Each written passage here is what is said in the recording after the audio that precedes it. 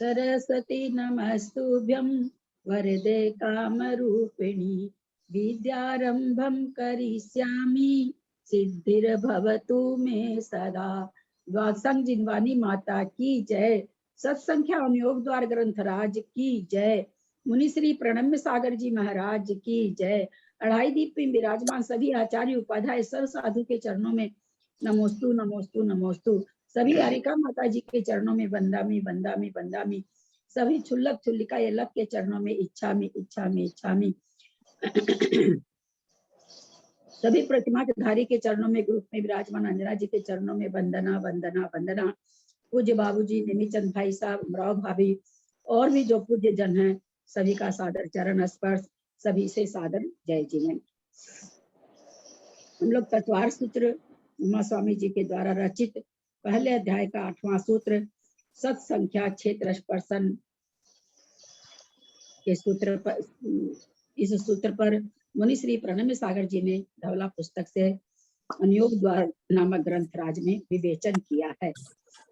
उसका स्वाध्याय करते हुए हम लोग ने सत्य, संख्या, क्षेत्र, स्पर्शन, काल 5 प्ररूपणा हमारी हो चुकी है। 6ठी प्ररूपणा में योग से वर्णन हो चुका है। आदेश से चल रहा है यानी मार्गना से। मार्गना में हमारी दर्शन मार्गना चल रही है। दर्शन मार्गना में तीसरा गुण स्थान, पेज नंबर 228। सम्यक मिथ्या दृष्टि का अंतर उपर्युक्त विधि में उपसम सम्यक तक 9 अंतर्मूर्त जो ऊपर टेबल दिया है उसमें पहले देखिए 1 अंतर 2 3 4 5 6 7 8 9 यहाँ तक तो वैसे ही रहेगा। उसके पश्चात सम्यक वहां पर कहा गया था दूसरे गुण स्थान में, क्योंकि दूसरा गुण स्थान का अंतर निकालना था, यहाँ तीसरे गुण स्थान में भेजा जा रहा है। सम्यक मिथ्यात्व में गया 1 अंतर्मूर्त रहेगा क्योंकि उसका जघन्य काल भी तीसरे गुण स्थान का अंतर्मुहूर्त ही है। उत्तिष्ठ काल भी एक जीव के लिए अंतर्मुहूर्त ही है। और मिथ्यात्व को प्राप्त होकर अंतर को प्राप्त हुआ। सम्यक मिथ्यात्व से मिथ्यात्व में आ गया, अंतर शुरू हो गया। चक्षु दर्शन की स्थिति प्रमाण भ्रमण कर अंत में सम्यक मिथ्यात्व को प्राप्त हुआ। इस प्रकार अंतर प्राप्त हुआ। पुनः मिथ्यात्व में जाकर एक अंतर्मुहूर्त फिर लगा, अचक्षु दर्शनी में उत्पन्न हुआ।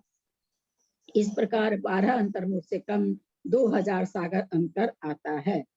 नीचे टेबल देखें, अचक्षु दर्शनावरणी था पहले। अचक्षु दर्शनावरणी में चक्षु इंद्रिय के पहले की 3 इंद्रियां वाले कोई भी जीव था वो। फिर वो अचक्षु दर्शनी में उपसम सम्यक तक 9 अंतर्मुहूर्त कह रहे हैं। जैसे ऊपर असंगी पंचेंद्रिय बना, विश्राम किया, ऊपर वाली टेबल में है। विशुद्ध हुआ, देवायु का बंद किया, विश्राम लिया, देव बना, विश्राम लिया, विशुद्ध हुआ, उपसम सम्यक को प्राप्त किया। ऊपर टेबल में दूसरे गुण स्थान को प्राप्त किया है, नीचे तीसरे गुण स्थान को। तो वही ऊपर कह रहे हैं कि उपसम सम्यक तक 9 अंतर्मुहूर्त आप ऊपर वाला समझ लीजिए। उसके बाद वहां दूसरे को प्राप्त हुआ, यहाँ तीसरे को। वहां ऊपर वाली टेबल में दूसरे गुण स्थान के नीचे कुछ नहीं लिखा, यहाँ तीसरे गुण स्थान के नीचे 1 अंतर्मुहूर्त लिख दिए। गलत छप गया क्या?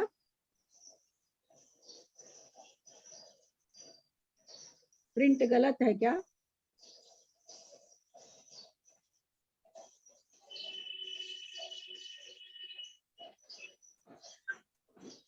अंतर लाना है ना, अंतर लाना है, इसलिए वहां पर पहुंचाएंगे पहले।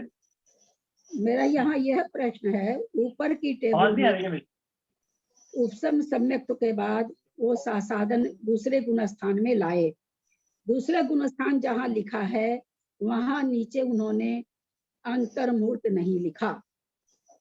नीचे की टेबल में तीसरे गुण स्थान में लाए, वहां पर 10 लिख करके यानी 1 अंतर्मुहूर्त प्रमाण लिखा। तो यहाँ क्या प्रिंट गलत है अथवा सिद्धांत यही है? अगर यही सिद्धांत है तो क्या सिद्धांत है? दीदी इसमें तीसरे में ला रहे हैं ना, उसमें दूसरे में था, इसी कारण से अंतर दिखाने के लिए वापस मैंने तीसरे में ही आना पड़ेगा।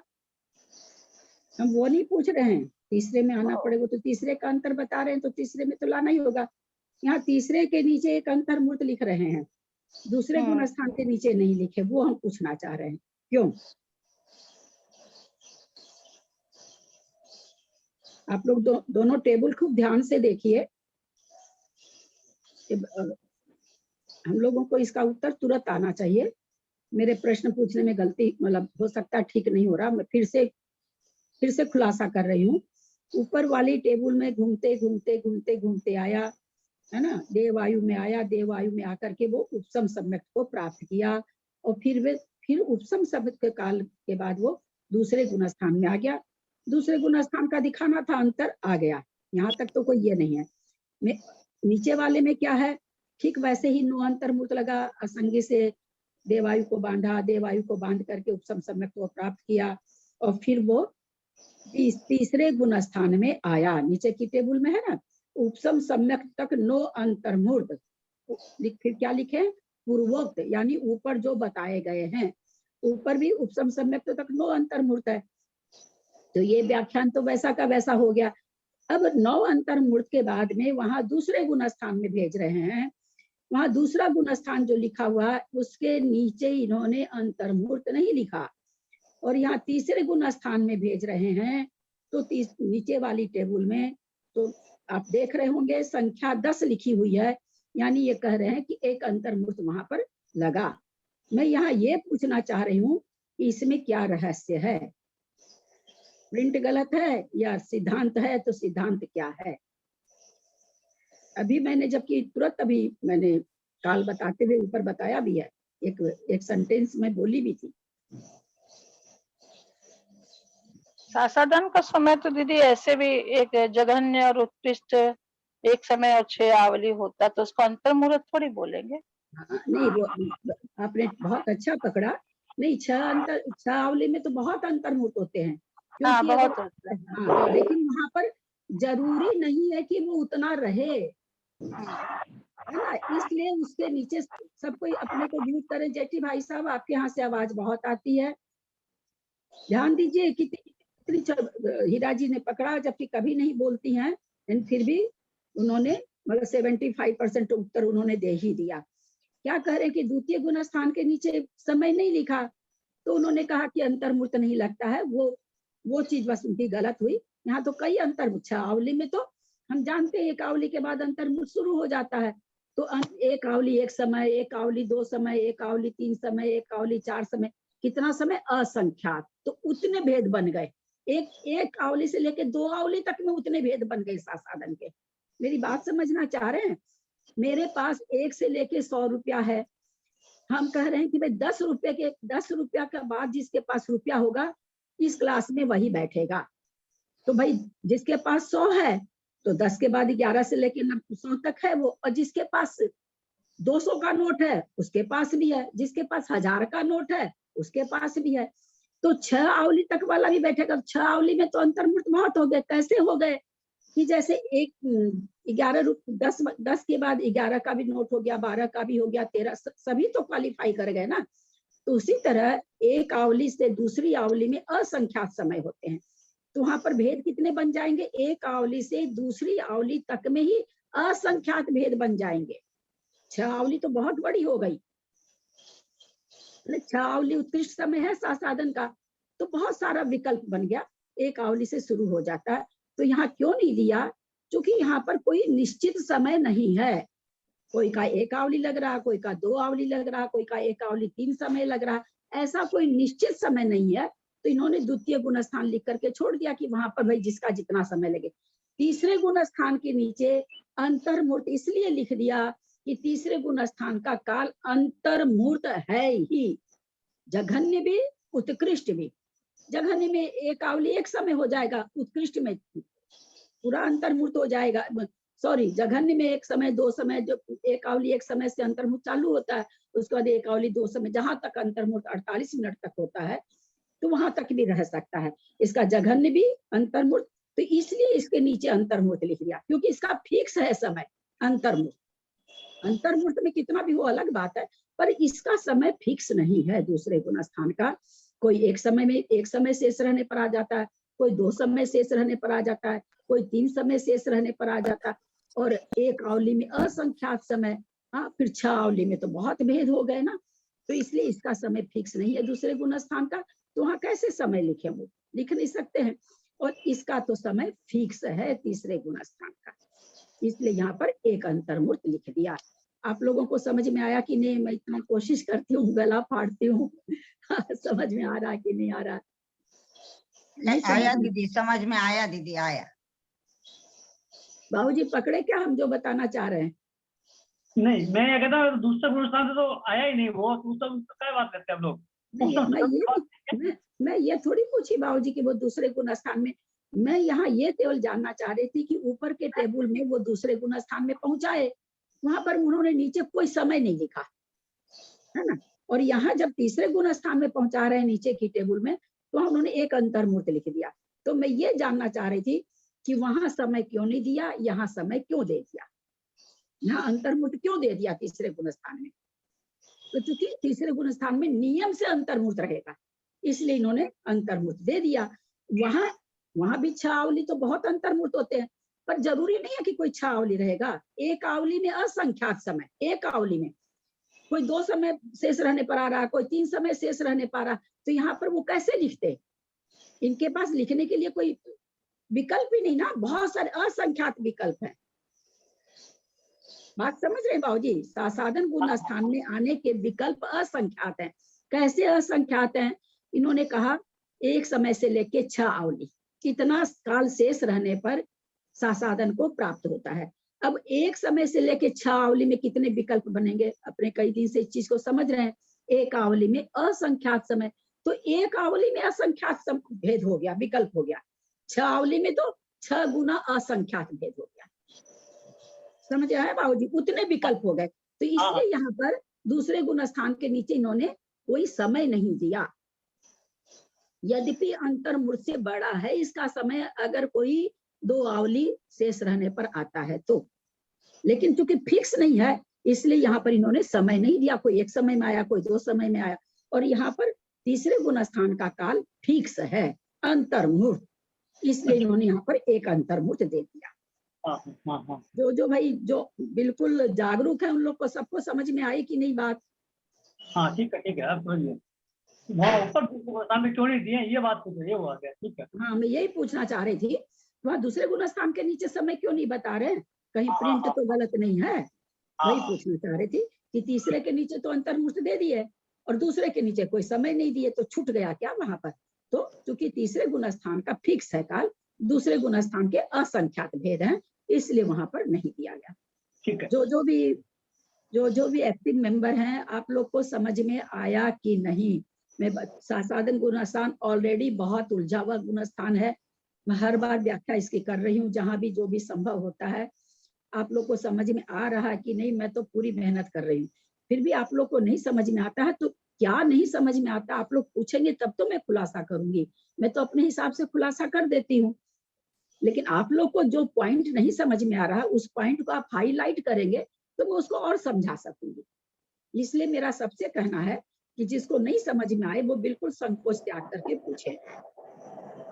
जैसे जैसे हम लोग आगे और बड़े बड़े स्वाध्याय करेंगे, क्योंकि आगे आगे हम लोग का कोई नीचे में हम आदि पुराण वगैरह से रही, आगे के सिद्धांत के शास्त्र पढ़ेंगे तो सिद्धांत जितना हम समझे रहेंगे उतने शास्त्र को समझ में आएगा, और नहीं तो फिर आप लोग कहेंगे तो हम आदि पुराण चालू कर देंगे, कुछ भी नहीं समझाना पड़ेगा, मुझे भी आपको भी नहीं समझना पड़ेगा, दोनों के लिए आराम हो जाएगा। कुछ बोल रहे हैं कोई? हाँ दीदी, मैं कह रही मेरा बड़ी मुश्किल से अभी लिंक खुला है, अब क्या विषय चल रहा था क्या मुझे नहीं पता, कौन दिमाग ना पढ़ा रहे आप क्या कहाँ। हाँ ठीक है, कोई बात नहीं। मैं अभी जब से लिंक नहीं खुला मेरा आज। हाँ नहीं खुला होगा भाई, लिंक में तो दिक्कत होती है। यहाँ पर आज हम लोग पेज नंबर 228 में दर्शन मार्गणा में तीसरा गुण स्थान पढ़ रहे हैं। तो तीसरा गुण स्थान का पढ़ते हुए ऊपर की टेबल में जब उपसम सम्यक को प्राप्त कराकर देखेंगे, ऊपर का टेबल उपसम सम्यक को प्राप्त करा के दूसरे गुण स्थान में किसी जीव को ला रहे हैं, तो दूसरे गुण स्थान के नीचे उन्होंने कोई समय नहीं लिखा। नीचे जब तीसरे गुण स्थान की बात आ रही है तो नो अंतर्मुक्त, तो जैसे उपसम, किसी और लोगों का भी खुला है क्या? तो प्लीज बंद कर लें, प्लीज बंद कर लें। आप भी बंद कर लीजिए सुनीता जी। मेरे को बहुत गले पे जोर पड़ रहा है, क्लास बंद होने का नौबत आ जाएगा। मेरा तुरंत बंद कर लेती हूँ, बंद ही है मेरा। हाँ, सब कोई बंद कर लीजिए, कहीं से आवाज तो आ रही है इसकी। अब तो सबका बंद है, ध्यान से सुने। फिर नीचे तीसरे गुण स्थान के टेबल दे रखे हैं, तो वहां से उपसम सम्यक्त तक तो ऊपर का जैसे है वैसे का वैसे हो जाएगा। फिर वो तीसरे गुण स्थान में जहाँ लाए हैं नीचे के टेबल में, तो वहाँ एक अंतर्मुक्त 10 मतलब 10वां अंतर्मुक्त यहाँ लगा। मेरा यहाँ पर आप लोगों से ये प्रश्न था कि भाई ऊपर दूसरे गुण स्थान के नीचे समय क्यों नहीं लिखे? तीसरे गुण स्थान के नीचे समय लिख दिया इन्होंने अंतर्मुक्त। तो ये क्या कारण है? अगर सिद्धांत है तो बताइए कि क्या है, ये मैं उस समय पूछ रही थी। इसका उत्तर है दूसरे गुण स्थान के असंख्यात विकल्प हैं। एक समय, 2 समय, 3 समय, 4 समय, 5 समय करते करते असंख्यात। फिर एक आवली 1 समय, एक आवली 2 समय, यानी असंख्यात को आप 6 से मल्टीप्लाई करिए, उतने विकल्प हैं। असंख्यात क्या है वो हम लोग नहीं जान रहे हैं, बहुत बड़ी संख्या है। लेकिन 10वें गुण स्थान का काल फिक्स है, अंतर्मुहूर्त, इसलिए इन्होंने यहाँ पर समय दे दिया कि एक अंतर्मुहूर्त रहेगा। इस ये मैं बता रही थी। तीसरे से मिथ्यात्व में आया, चक्षु दर्शनी स्थिति प्रमाण, भ्रमण किया, कितना है जो 2000 सागर। तीसरे गुण स्थान में फिर आएगा प्रथमोपशम करके ही। बिना प्रथमोपशम के आ जाएगा क्या? जरूरत तो नहीं करने की, पहले कर चुका है उपसम सम्यक।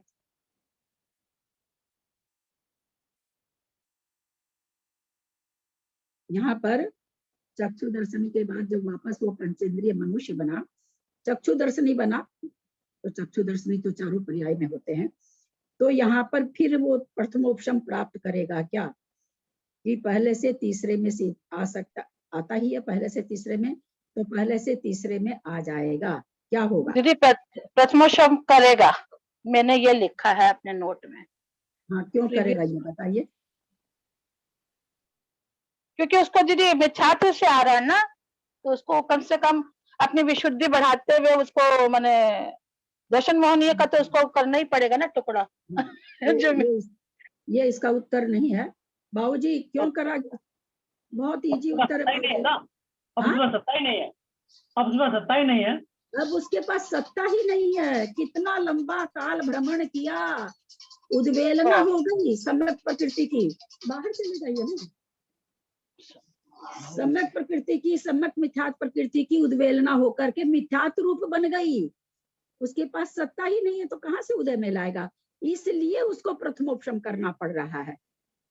ठीक है, प्रथमोपशम करने का कारण होता है या तो तुरंत उदय में आती रहे तो ठीक है। असंख्यात आ गई क्या? अच्छा, कौन आ रही है? वो क्या? ठीक, असंख्यात वर्ष लगता है समय प्रकृति की उद्वेलना होने में। अच्छा, असंख्यात वर्ष है ना, और इसका कितना है? 2000 सागर। 2000 सागर मतलब कितना पल्ले होगा? कितना पल्ले होगा? सब मैथमेटिक्स वाले जोड़ के बताएं।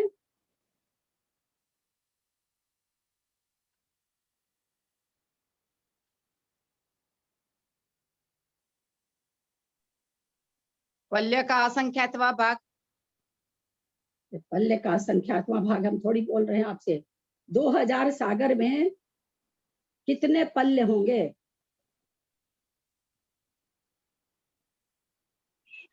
असंख्यात। क्या समझ लिया असंख्यात को आप? खिलौना? काउंटेबल है 2000 सागर, काउंट वाली संख्या है। हम पल्ले पूछ रहे हैं आपसे, समय नहीं पूछ रहे हैं। क्या करेंगे इसके लिए? 10 कोड़ा कोड़ी पल्ले, 10 कोड़ा कोड़ी पल्ले लिखिए आप। 10 कोड़ा कोड़ी पल्ले बराबर 1 सागर है ना, 1 सागर बराबर 10 कोड़ा कोड़ी पल्ले। 2000 सागर में कितना कोड़ा कोड़ी पल्ले? तो नेचुरली 2000 सागर में कितना हो जाएगा? 20 कोड़ा कोड़ी पल्ले होगा। कोड़ा कोड़ी को फिर और जीरो बैठाएंगे तो पल्ले ला सकते हैं। तो 20 कोड़ा कोड़ी पल्ले है। इसके चक्षु दर्शनावरणी का काल कितना है? 20 कोड़ा कोड़ी पल्य, क्योंकि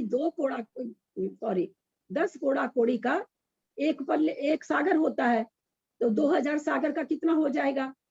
तो 2000 से उसको मल्टीप्लाई कर दीजिए, तो उतना कोड़ा कोड़ी पल्य होगा, कोड़ा कोड़ी पल्य होगा।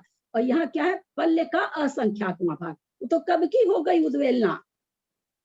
10 कोड़ा कोड़ी का दीदी आपने एक पल्ले बताया, एक सागर बताया? 10 कोड़ा कोड़ी पल्यों का एक सागर होता है। दीदी 2000 सागर को 10 कोड़ा कोड़ी पल्ले से गुना करना पड़ेगा। हाँ, तो उतना कोड़ा कोड़ी पल्य होगा।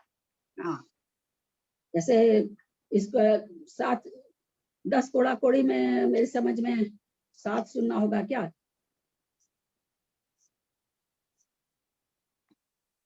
नहीं, 8 सुनना होगा। 8 सुनना का कोड़ा कोड़ी का हो गया।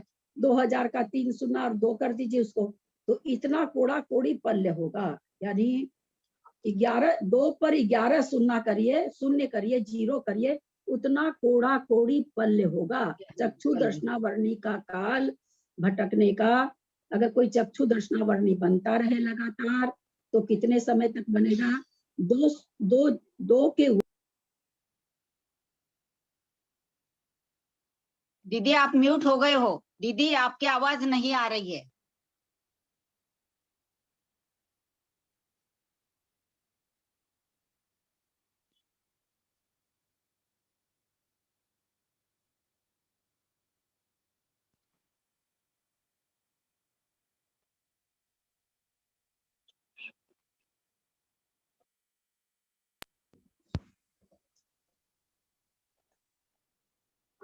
आवाज आ रही है क्या?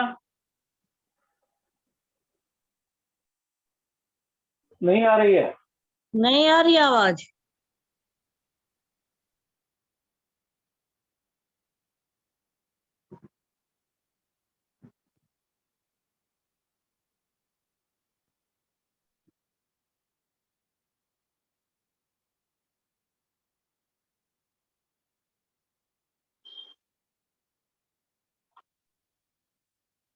हाँ, वो फोन आ गया था बाबूजी बीच में।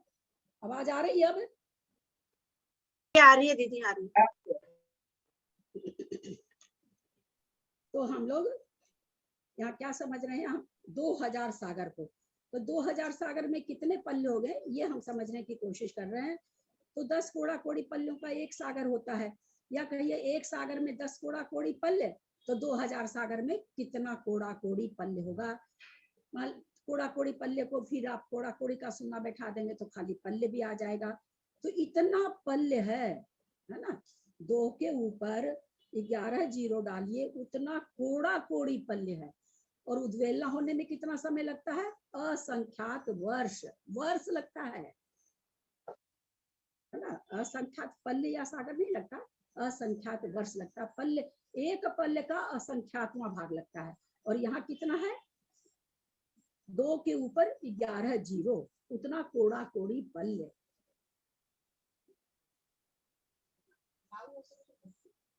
तो हम लोगों ने इतना, तो उद्वेलना होने में कितना सा समय लगा? असंख्यात वर्ष। और चक्षु दर्शनावरणी का काल कितना है घूमने का? तो बोलते 2000 सागर। तो कब की हो गई उद्वेलना? जब उद्वेलना हो जाती है तो उस जीव को सम्यक प्रकृति की सत्ता नहीं रहती है, तो उदय में नहीं आती है। तो उसके लिए उसको प्रथमोपशम करना पड़ता है, क्योंकि उसको मिस्र का अंतर दिखाना है। तो प्रथमोपशम प्राप्त करा के तीसरे गुण स्थान में भेज दिया, अंतर मिल गया। मैं नहीं समझ पा रही हूँ कि आप लोग समझ पा रहे हैं कि नहीं। दीदी जैसे यहाँ पे चक्षु दर्शनी का 2000 सागर बताया है काल, तो त्रस पर्याय में भी 2000 सागर है, तो इनका क्या आपस में कोई लिंक है आपस में? अब बोले क्या? मैं इस चक्षु दर्शनी का भ्रमण का 2000 सागर बताया आपने, और हमारा जो त्रस पर्याय में भी भ्रमण करने का काल 2000 सागर है, तो क्या इनका आपस में कुछ वो है, लिंक है? हाँ, नहीं वो ठीक आपका कहना। चक्षु दर्शन तो चौथी इंद्रिय, त्रस पर्याय का 2000, और तरस पर्याय तो 2 इंद्रिय से चालू हो जाती है। यहाँ चक्षु दर्शनी में त्रस पर्याय को ले लिया, क्योंकि वो त्रस है। इसलिए पूरा तरस पर्याय का काल ले लिया है। आवाज आवाज आवाज आवाज एकदम धीमी हो गई। हाँ, वो आवाज फोन एकदम मिस धीमी हो हो गई। जाती बाबूजी, लोग सबको पता क्लास चलती, फिर भी लोग फोन कर देते हैं, बताइए क्या करूँगी। फोन और काटूंगी तो बाबूजी वो रिकॉर्डिंग खत्म हो जाती है, मुश्किल ये होता है काटने से। दीदी इसके अंदर 19 जीरो नहीं आएगी क्या? मतलब आपने 11 बताई, 11 की जगह 19, 8 8 16 3 19। हाँ, मैं कर ही नहीं भाई साहब, या तो फिर मैं करके बताऊं कल तब भाई होगा। एक करोड़ के अंदर 8 बिंदी होती है ना, तो कोड़ा कोड़ी के अंदर 16 बिंदी हो गई, 16 3 ही हो जाएगी, 19 बिंदी हो जाएगी। हाँ, तो मैंने कोड़ा कोड़ी को नहीं तोड़ा था। अच्छा अच्छा। हाँ, कोड़ा कोड़ी को नहीं तोड़ा, हाँ मैंने तो कहा 19 ही कि होंगी हाँ ना। हाँ, जैसे 10 कोड़ा कोड़ी इंटू 2000, हाँ 10 कोड़ा कोड़ी इंटू 2000 गुना अगर करते हैं तो जहां तक मुझे लगता है कि 11 जीरो आना चाहिए, तो 2 पर 11 जीरो इतना कोड़ा कोड़ी पल्ले होगा। हाँ ठीक। फिर अगर आपको पल्ले में करना है तो फिर कोड़ा कोड़ी को और तोड़िए आप, है ना। मैं एक बार पंखा बंद करके देखती हूँ, शायद आवाज जाए।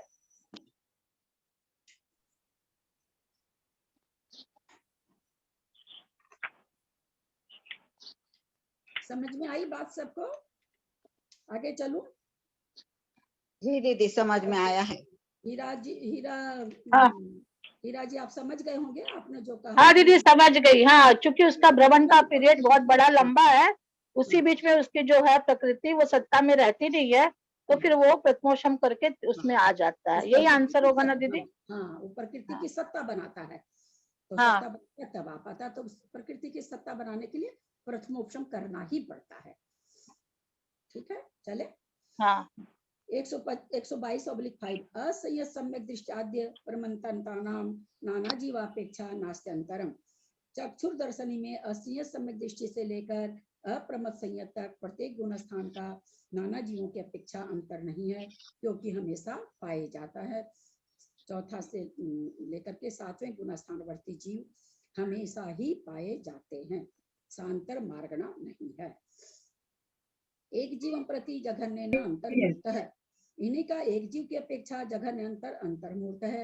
हम लोग सभी जानते हैं, चौथे से तीसरे में ले आइए, वापस चौथे में ले आइए, चौथे से पहले में भेज दीजिए, वापस चौथे में ले आइए, तो चौथे का निकल गया। उसी तरह से 5वें का निकालना हो तो 5वें से चौथे में ले आइए, वापस चौथे 5वें में ले आइए, तो इस तरह से 5वें का अंतर निकल जाएगा।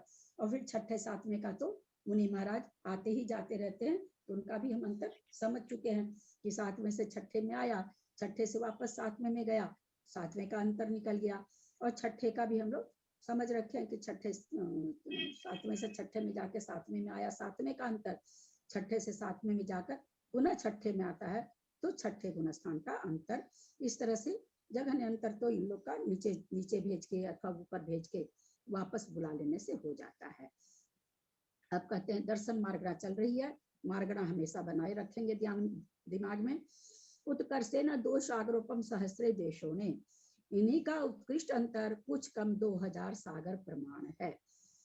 चौथे गुण स्थान का 112/4 की विधि से 9 अंतर्मूर्त के बाद उपसम समुद्र के काल में 6 आवली शेष रहने पर सासाधन को जाकर अंतर प्राप्त किया। गुण किस गुण स्थान का अंतर निकाल रहे हैं?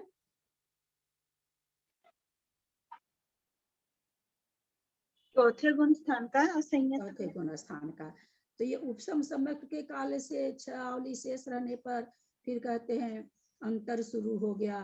चौथा गुण स्थान में तो भेजे ही नहीं, अंतर कैसे शुरू हो गया?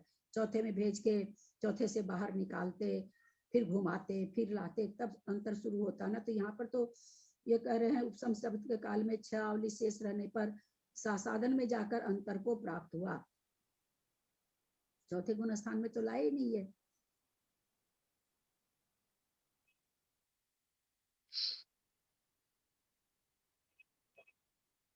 चौथे गुणस्थान से ही निकाल रहे हैं, चौथे गुणस्थान में ही बता रहे हैं कि चौथे गुणस्थान से दूसरे गुणस्थान में आ रहा है 6 अवधि शेष रहने के बाद।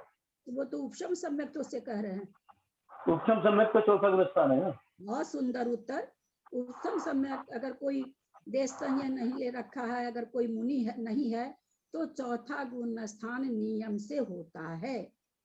उपसम्यक सम्यक के काल में अगर आप देश संयमी नहीं है, अगर आप सकल व्रती नहीं है, तो चौथा गुण स्थान नियम से है। ठीक है ना, ये बहुत बार ये चर्चा आ चुकी है। तो उपसम सम्यक के काल में उपसम सम्यक का काल में जितनी देर रहा उतनी देर वो कौन सा चौथा गुण स्थान वर्ती था। 6 अवली शेष रहने पर अब यहाँ पर अधिक से अधिक समय कितना है, 6 अवली सासाधन में जाने का।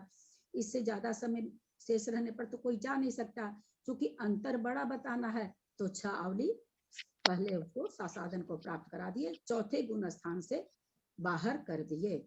बाहर का काल उनको अंतर बड़ा बताना है, इसलिए 6 अवली पहले ही निकाल दिए। अंतर को प्राप्त हुआ। पुनः मिथ्यात्व में जाकर चक्षुर दर्शनी के स्थिति प्रमाण भ्रमण कर, यानी 2000 सागर भ्रमण कर अंत में उपसम सम्यक को प्राप्त हुआ। फिर उसको उपसम सम्यक प्राप्त करना पड़ रहा, क्योंकि उद्वेलना हो गई।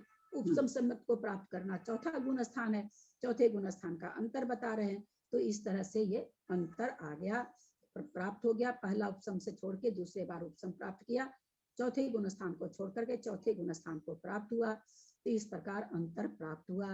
पुनः सासाधन को गया, अचक्षु दर्शनी के योग्य आवली के असंख्यात में भाग काल तक रहकर अचक्षु दर्शनी में उत्पन्न हुआ।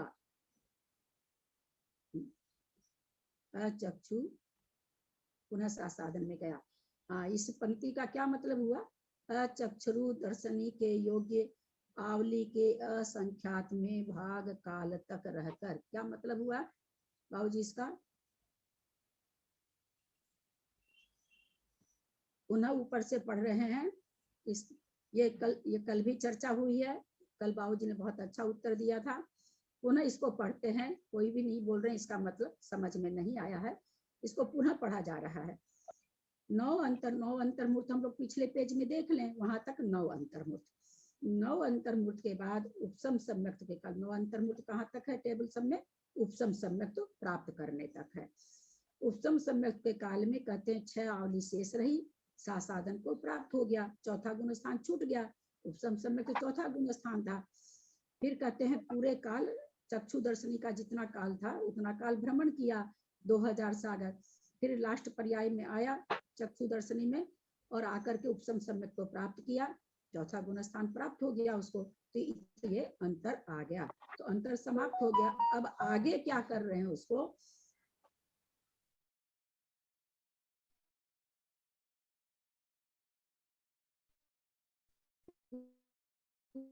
पुनः सासाधन को गया, उपसम सम्यक आवली के असंख्यात में भाग तक रहकर अचक्षु दर्शनी में उत्पन्न हुआ। इस पंक्ति को समझाएं।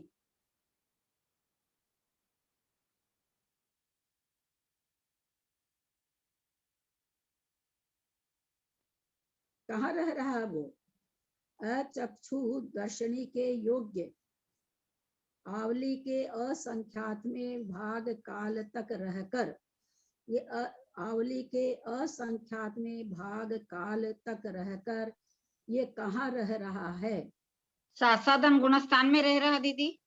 हाँ, सीधा इस कल तो बाबूजी ने बताया, आज बाबूजी थोड़े लगता कंफ्यूज हो गए। क्यों उतना काल तक क्यों रख रहे, आवली का असंख्यातवां भाग आया था, 6 आवली पहले, ध्यान दीजिएगा, पहली बार 6 आवली पहले आया था, और बाद में जो आ रहा है बहुत कम समय पर प्राप्त होने पर सम्यक को प्राप्त किया, सम्यक को प्राप्त करके अब इसमें आ रहा सासाधन गुण स्थान में। तो सासाधन गुण स्थान के काल में कितना समय बचा है, आवली का असंख्यातवां भाग। तो ये इतना कम क्यों बचा रहे हैं,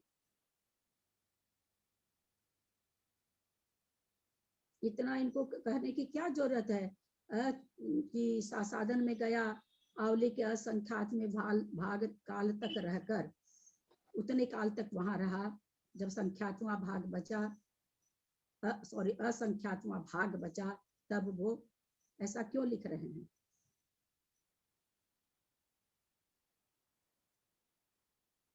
तिर्यंच में भेजना है दीदी उसको, तिर्यंच में। हाँ, है तो सही, पांचवा गुण स्थान उत्तर का यही है, लेकिन त्रियंच में भेजना, तो त्रियंच तो वो अभी भी त्रियंच हो सकता है ना, उन्होंने तो केवल चक्षु दर्शन लिखा है, गति तो लिखी नहीं। अचक्षु दर्शनी में उत्पन्न करना है ना उनको, क्योंकि एक इंद्रिय में उसको भेजना है अथवा 2 इंद्रिय में, जो भी कहें 3 इंद्रिय में उसको भेजना है। और इसमें भेजने के लिए इतना कम काल रहेगा, जब इतना कम काल रहेगा जब ही वहां जाएगा, ऐसा। हम सब सभी जानते हैं कि सासादन गुण स्थान के, सासादन गुण स्थानवर्ती नरक में तो जाता नहीं। उस सासादन गुण स्थान का जितना काल, उसको पहले 3 हिस्सा कर दीजिए। पहले जी, हिस्से जी, में केवल देव, बीच में नहीं बोलिए विजया जी, लोगों को नहीं जी। समझ में आता है, बीच में जी जी नहीं करें। सासादन गुण स्थान को प्राप्त हुआ, उसका 3 हिस्सा करिए। उसके 3 हिस्से के पहले भाग में अगर मरण होता है तो वो देव, नियम से देव बनता है। दूसरे भाग में मरण होता है तो देव और मनुष्य बनता है, कोई भी बन सकता है। तीसरे भाग में मरण होता है, देव मनुष्य त्रियंच कुछ भी बन सकता है, नारकी बनता नहीं है। अब तीसरे भाग का बार बार हिस्सा होता जाएगा। पहले में पंचेंद्री और लेट मरेगा तो 4 इंद्री बन सकता है। वहां पर ये 4 इंद्री, 3 इंद्री, 2 इंद्री बनते हुए भी वहां पर मनुष्य बनने की भी संभावना है, पंचेंद्री बनने की भी संभावना है, देव बनने की भी संभावना है। परंतु सासादन गुण स्थान के पहले भाग में न मनुष्य बनने की संभावना है, न त्रियंच बनने की संभावना है। पहले भाग में तो देव ही बनेगा, दूसरे भाग में देव और मनुष्य बनेगा, तीसरे भाग में देव, मनुष्य और पंचेंद्रिय त्रियंच बनेगा। और वो तीसरे भाग का भाग होता जाएगा, 4 इंद्री बनेगा, 3 इंद्री बनेगा, बन सकता है, बनेगा नहीं, बन सकता है, 2 इंद्री बनेगा, 1 इंद्री बनेगा। तो इस तरह से कहते हैं कि भाई अब इनको तो पहुंचाना कहाँ, चक्षु दर्शन में पहुंचाना है। चक्षु दर्शन में पहुंचाना है तो इनको तो फिर थोड़ा सा काल शेष रहने पे ही मरण कराना पड़ेगा, मरण। तो वही यहाँ पर क्या लिखे हैं, अचक्षु दर्शनी के योग्य, यानी अचक्षु दर्शन में जाने के योग्य आवली के असंख्यात में भाग काल तक रहकर, कितना समय रहा, मतलब पूरा समय सासादन में रहा। आवली का जब असंख्यात वहां भाग बचा तो फिर कहते हैं अचक्षु दर्शनी में उत्पन्न हुआ। अचक्षु दर्शनी में उस समय 2 इंद्रिय अथवा 1 इंद्रिय अथवा 1 इंद्रिय में जाते तो स्थावर। कल बाबूजी ने इसका उत्तर दिया था, आज बाबूजी नहीं दिए, समझे नहीं, क्या बाबूजी के दिमाग से निकला। तो इस तरह से यहाँ पर जो ये पंक्ति है, छोटी सी पंक्ति, कितना सिद्धांत भरा हुआ है एक पंक्ति के अंदर। आप ये देखें कि अपना बहुमान जगाइए आचार्यों के प्रति, वीरसेन आचार्य के प्रति, कि एक पंक्ति में कितने खाली अचक्षु दर्शनी के योग्य आवली के असंख्यात विभाग काल तक रहकर अचक्षु दर्शनी में उत्पन्न हुआ। इस एक पंक्ति से हम 4 सिद्धांत समझ रहे हैं। बहुमान करिए आचार्यों का, समझ में आए या न आए, आचार्यों का बहुमान करिए कि कितना कितना अच्छे भंडार भर भर के हम लोगों को दिए हैं। कल भी ये बात आई थी, कोई नहीं दी थी उत्तर, कल बाबूजी दे दिए थे कि जेठी भाई साथ दिए, इन दोनों में से कोई दिया था, याद नहीं है। तो आज लेकिन नहीं दे पाए कोई भी, आज विजया जी ने दिया। तो अचक्षु दर्शनी में उत्पन्न कराने के लिए आवली का असंख्यातवां भाग जब बचेगा तभी वो मरण करके अचक्षु दर्शनी में जा सकता है। इसलिए यहाँ पर लिख रहे हैं अचक्षु दर्शनी के योग्य, उसके योग्य जितना आवली का असंख्यातवां भाग चाहिए। आवली के तो असंख्यात भाग है, अब कौन सा असंख्यातवां भाग तक वो अचक्षु में चला जाएगा, उतना काल शेष रहेगा, तब वहां पर अचक्षु दर्शनावरणी में वो उत्पन्न हो पाएगा। इस दीदी यहाँ चौथे गुणस्थान की शुरुआत हो रही है 112/4 की विधि से, इसके जगह वहाँ 122/4 की विधि चाहिए ना। हमको वो ये लगा, हम 112 पलट के नहीं देखे तो हम सोचे हो सकता है 112 में भी बताया हो, देख लेते हैं एक बार। 112 में नहीं है, 124 में है, 122 में है। प्रिंट तो ये सब थोड़ा सा महाराज जी कहे ही हैं कि गलती बहुत छप गया है।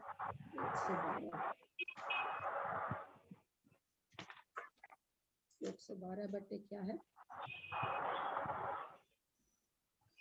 4। 112/4 ना इसमें तो है ही नहीं। इसमें 122 होगा, ठीक कर लीजिए इसको।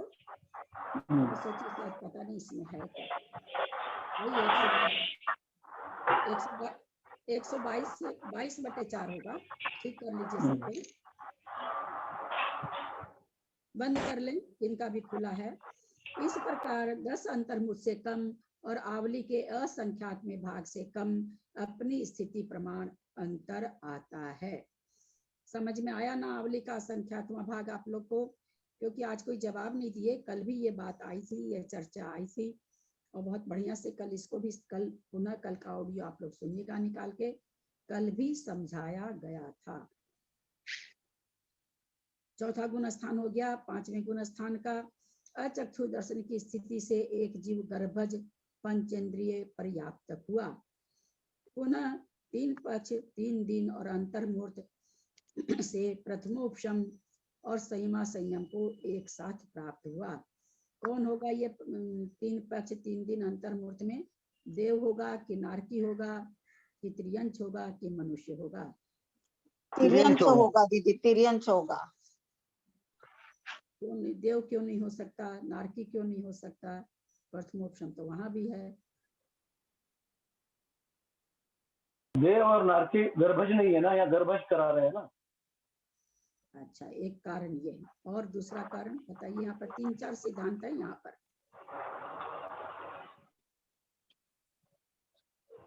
पंचम गुण स्थान नहीं है वहाँ पर, 5वां गुण स्थान नहीं है, इसलिए वहां नहीं देवों कर। में और नारकियों में दोनों में भी नहीं है ना दीदी 5वां गुण स्थान। ठीक है, मान ये भी एक कारण, वही तो कह रहे हैं इसमें 3-4 कारण है। चलिए 2 कारण आया, और बताइए।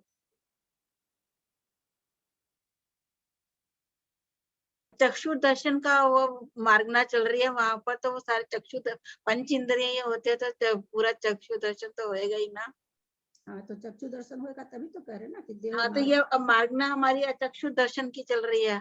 नहीं, चक्षु दर्शन की कहाँ चल रही है मार्गना? चक्षु या दर्शन चल रहा है। 5वें गुण 5वां गुण स्थान चक्षु दर्शन का होगा। चक्षु दर्शन कहाँ से? तो फिर वैसे इन्होंने लिखा ना चक्षु दर्शन की स्थिति। अच्छा, ठीक है, वो उत्पन्न उत्पन्न हुआ वो। ठीक है। बताइए, एक प्यारा सा कारण छोड़ दिए। वहां अंतर्मुहूर्त में सारी चीज हो जाती है देव और नारकी को। यहाँ पर 3 पक्ष 3 दिन लिख दिया। देव और नारकी तो अंतर्मुहूर्त में पर्याप्ति पूर्ण करके फिर अंतर्मुहूर्त में विशुद्ध होकर के और प्रथमोपशम कर सकते हैं। वहां 3 पक्ष 3 दिन का क्या काम? तो इस तरह से यहाँ पर भाई क्यों नहीं? तो एक तो क्या गर्भज नहीं होते, बहुत सुंदर उत्तर। दूसरा उत्तर आप लोगों ने दिया कि वहां 5वां गुण स्थान नहीं होता, चूंकि 5वें गुण स्थान की बात है। तीसरा कारण, वहां पर ये सब प्राप्त करने के लिए कोई उसको 3 वर्ष 3 महीना और ये सब नहीं लगता है। वहां तो 2-3 अंतर्मुहूर्त में ही काम हो जाता है, इसलिए उन लोगों का वर्णन नहीं है। अब मनुष्य का क्यों नहीं है? तो हम सभी जानते हैं मनुष्य पर्याप्त तो होता है, गर्भज भी होता है और 5वां गुण स्थान भी होता है, लेकिन वो 3 पक्ष 3 दिन में प्राप्त नहीं कर सकता। बाकी घटनाएं तो उसमें देव में जो नहीं है वो मनुष्य में तो घट जाएगी, है ना? गर्भज भी हो जाएगा, 5वां गुण स्थान भी मिलता है उसको, लेकिन वो 3 पक्ष 3 दिन में नहीं उत्पन्न हो सकता है। इसलिए यहाँ पर त्रियंच की ही बात है। ठीक है, समझ में आई बात? चलें आगे। प्रथमोपशम सम्यक्त और संयमा संयम एक साथ प्राप्त हुआ। यहाँ पर गर्भज क्यों करा रहे हैं? अरे समूर्छन कराते, अंतर्मुहूर्त में हो जाता काम, बिना मतलब 3 पक्ष 3 दिन। दीदी प्रणाम। समूर्छन को प्रथमोपशम नहीं होगा। बहुत सुंदर। प्रथमोपशम सम्यक दर्शन यानी उपशम सम्यक दर्शन प्राप्त करने की योग्यता गर्भजों में होती है ना? वो अलग बात, मतलब देव और नारकी की बात अलग है। जहाँ गर्भज होते वहां की बात है, क्योंकि मनुष्य भी समूर्छन होते हैं, तो मनुष्य भी जो गर्भज होंगे उन्हीं को प्रथमोपशम होगा। तो ये गर्भज को ही होता, समूर्छन को नहीं होता। बहुत सुंदर उत्तर। एक में से प्रथमोपशम सम्यक तो संयमा संयम को एक साथ प्राप्त हुआ। उपशम सम्यक के काल में 6 अवली शेष रहने पर साधन को प्राप्त हुआ। सब समझ रहे हैं इसको? ज्यादा से ज्यादा काल 6 अवली, इससे ज्यादा काल, इससे और ज्यादा काल के पहले नहीं आ सकता है। आया, अंतर शुरू हुआ। मिथ्यात्व में जाकर अपनी स्थिति प्रमाण भ्रमण कर अंत में कृत वेदक होकर संयमा संयम को प्राप्त किया। मिथ्यात्व में जाकर घुमा घूम करके कृत्य कृत्य वेदक होकर यहाँ बताइए अंत में कहाँ जन्म ले रहा है? मनुष्य गति में, क्योंकि कृतकृत्य को हो रहा है। हाँ, बहुत सुंदर। कृत्य कृत्य वेदक पना कौन प्राप्त करता है? जिसको मनुष्य। उपसम सब, एक मिनट सुने ध्यान से, नहीं तो उत्तर गलत देंगे आप लोग। कृत्य कृत्य वेदक पना किसको प्राप्त होता है? जो उपसम सम्यक दृष्टि रहता है उसको, ठीक है ना? नहीं, उपसम सम्यक से दृष्टि होने वाला है दीदी, क्षयोपशम वाले को होगा। क्षयोपशम वाला ही आगे हाँ। जाके अगर कृतकृत्य। छाई के सम्यक की प्रतिष्ठापना करता है केवली के पाद मूल में, तो कृत्य कृत्य वेदक वही बनता है। कृत्य कृत्य वेदक किसे कहते हैं?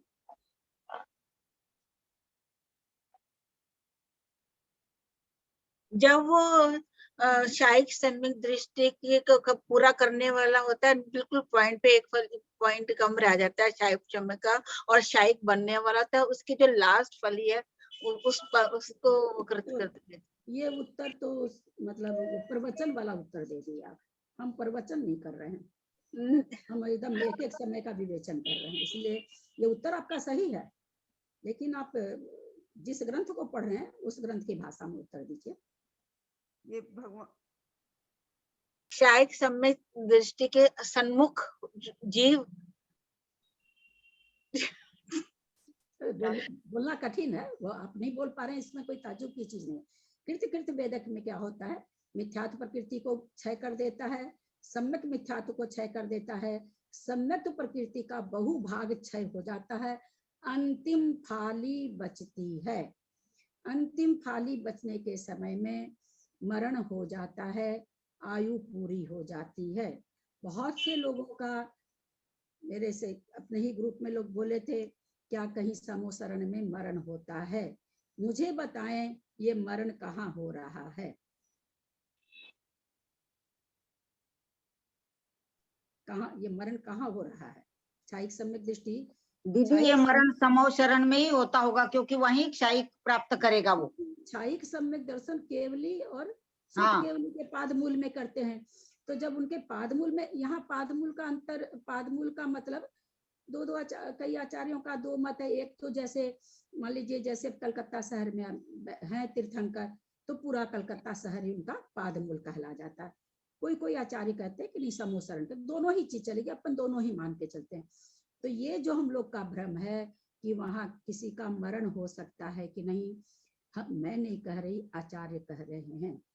अब उसके बाद लोगों का हुआ था कि मरण हो जाएगा तो उसकी बॉडी यह वह, अरे भैया वहां पर तो चारों निकाय के देव बैठे हैं, एक समयवर्ती काम हो रहा है। वो मरा और एक ही समय में उसकी बॉडी कहाँ गई किसी को पता तक नहीं लगता है, किसी को पता तक नहीं लगता है वो बॉडी कहाँ चली गई। वहां देव है ना, देव है, वहां किसी भी कार्य की क्या मतलब सोचना है ना। तो इसलिए चूंकि क्षायिक अच्छे रह गया कृत्य कृत्य वेदक में मरण, ये भी कुछ आचार्य मानते हैं, कुछ आचार्य नहीं मानते हैं। यहाँ तो वीरसेनाचार्य मान रहे हैं, तभी उनके धवला जी से चल रहा है, तभी यहाँ पर आ रहा है। शायद यति वृषभाचार्य नहीं मानते हैं, या पुष्पदंत भूतबली, दो में से एक आचार्य नहीं मानते हैं, पूरा अपना कर्मकांड जी में आएगा। तो एकदम अंतिम थाली बची थी, कृत्य कृत्य वेदक होकर के मरण इसको कहते हैं। कृत्य कृत्य वेदक का मतलब होता है कृत्य माने कर लिया, जो करने योग्य करने योग्य। बीच में ना बोले प्लीज, हाथ जोड़ती हूँ आपके आगे। आप जान रहे हो तो आप बीच में बोल रहे हो, बाकी लोगों को समझ में नहीं आएगा। कृत्य माने कर लिया, पास्ट टेंस की वर्ब है। कृत्य माने करने योग्य, जैसे हम लोग नहीं कहते हैं क्या, दृश्य देखने लायक है ना, उसी तरह से यहाँ पर कृत्य करने योग्य, कृत्य माने कर लिया, करने योग्य कार्य कर लिया। अब उसको कोई नहीं रोक सकता क्षायिक बनने से। तो इसलिए कृत्य कृत्य वेदक का ये शाब्दिक अर्थ होता है। अब मेरा ये कहना है कि कोई मरण करके कृत्य कृत्य वेदक होकर संयम को प्राप्त किया। मेरा यहाँ पर यह प्रश्न है कि वो जाके जहाँ जन्म ले रहा है, कहाँ लेगा? नेचुरली मनुष्य में ही लेगा। तो उसको वो मतलब उसका जो क्षायिक सम्यक दर्शन है कब प्रकट होगा? क्योंकि वो तो कृत्य कृत्य वेदक मरा, अभी छाइक तो हुआ नहीं, एक खाली शेष बच गई थी, वो कब होगा? फिर भी ये वैमानिक देवों में होगा। हाँ, वैमानिक देवों में होगा। कहाँ वैमानिक देव ले आए आप? मैंने गति तो पूछी ही नहीं। 8 वर्ष एक अंतर्मूर्त के बाद प्रकट होगा। बहुत बार बताया मैंने, बहुत बार। कोई कृत्य कृत्य वेदक होकर के, मान लीजिए हम अभी इस प्रकरण को छोड़ दीजिए, पहले आयु बांध ली है, वो त्रियंच में जा रहा है, पहले आयु बांध ली है, मनुष्य में जा रहा है, पहले आयु बांध ली है, नरक में जा रहा है, पहले आयु बांध ली है, देव में जा रहा है, कहीं भी जा सकता है।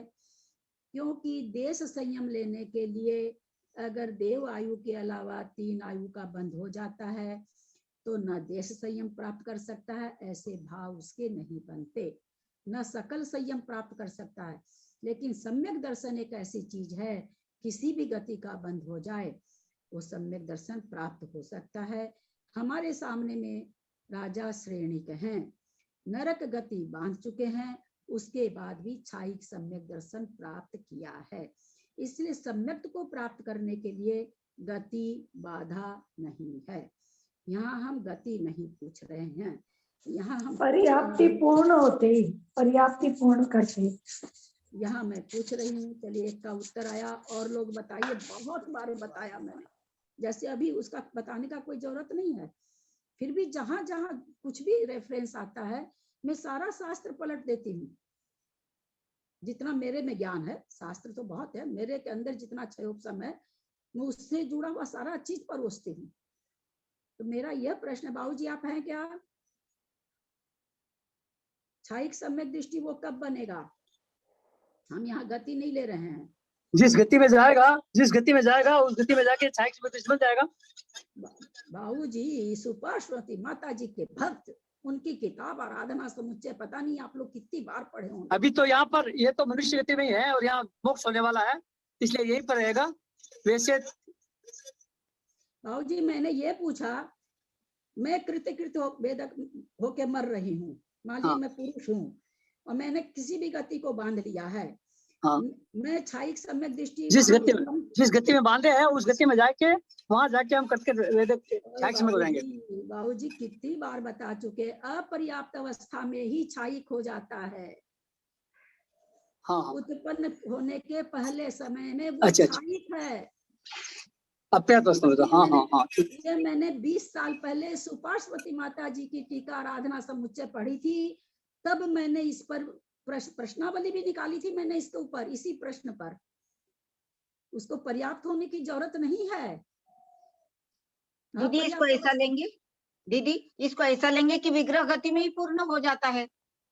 विग्रह गति हम नहीं कह रहे हैं, हम कह रहे हैं अपर्याप्त अवस्था।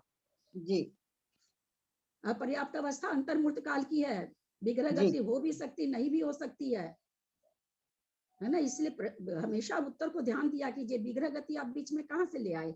जब अपर्याप्त अवस्था अंतर्मूर्त काल तक है, विग्रह गति तो हो भी सकती है, नहीं भी हो सकती है, रुजु गति भी हो सकती है, तो वो यहाँ उत्तर थोड़ी बन रहा है।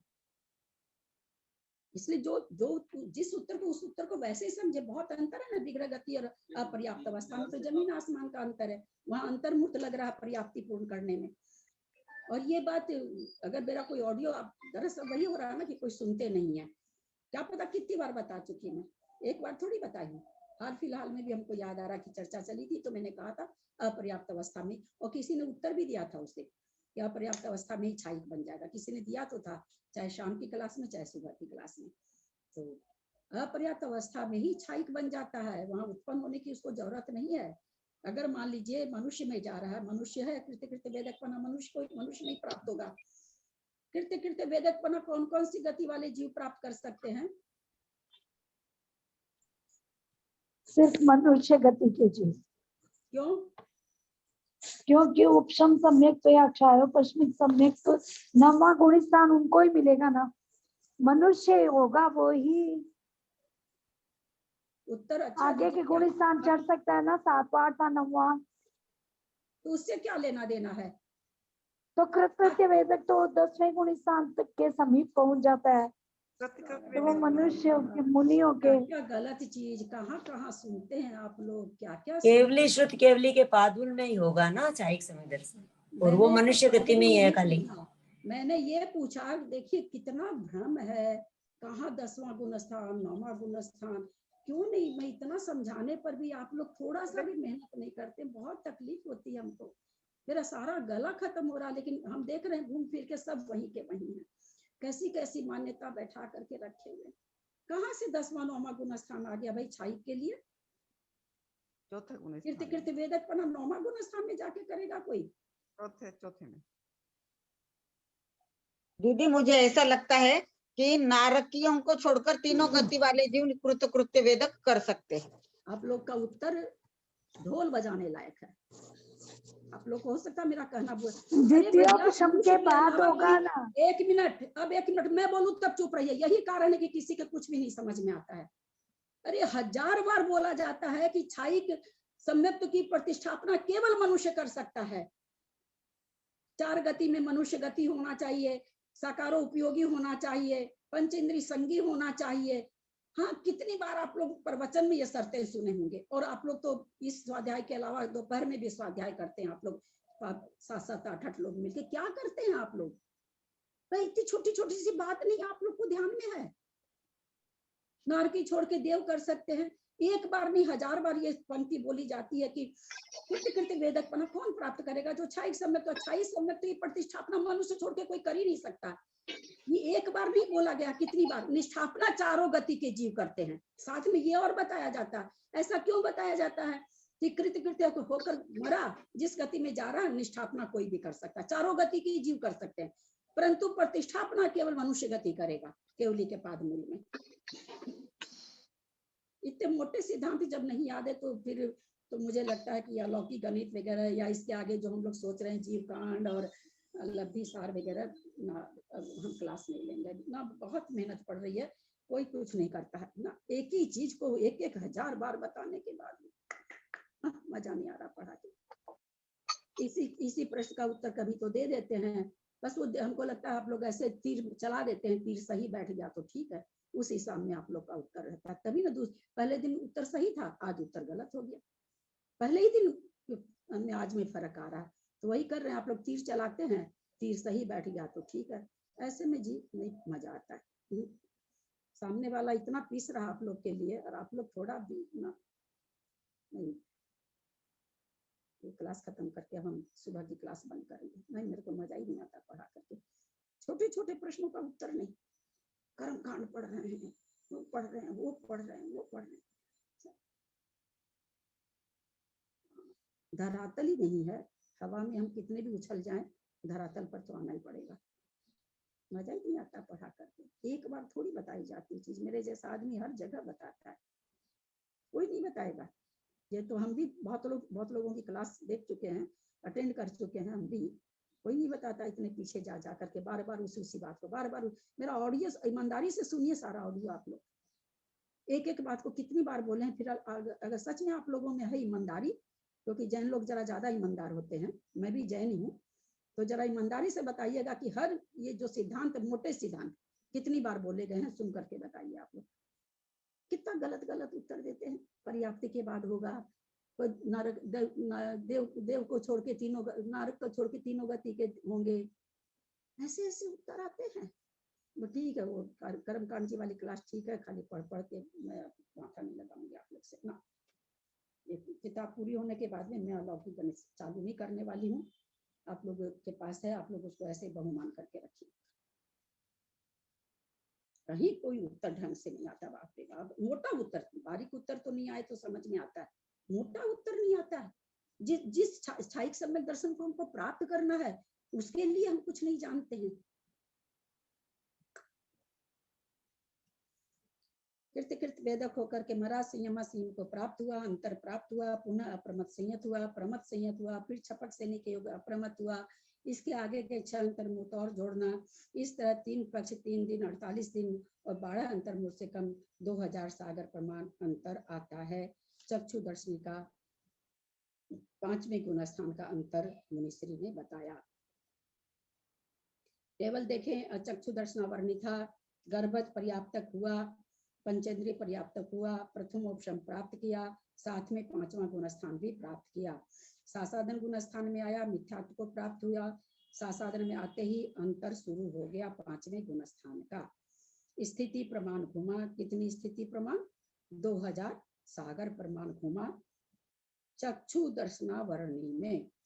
2000 सागर तक चक्षु दर्शन उसका नहीं छूटा।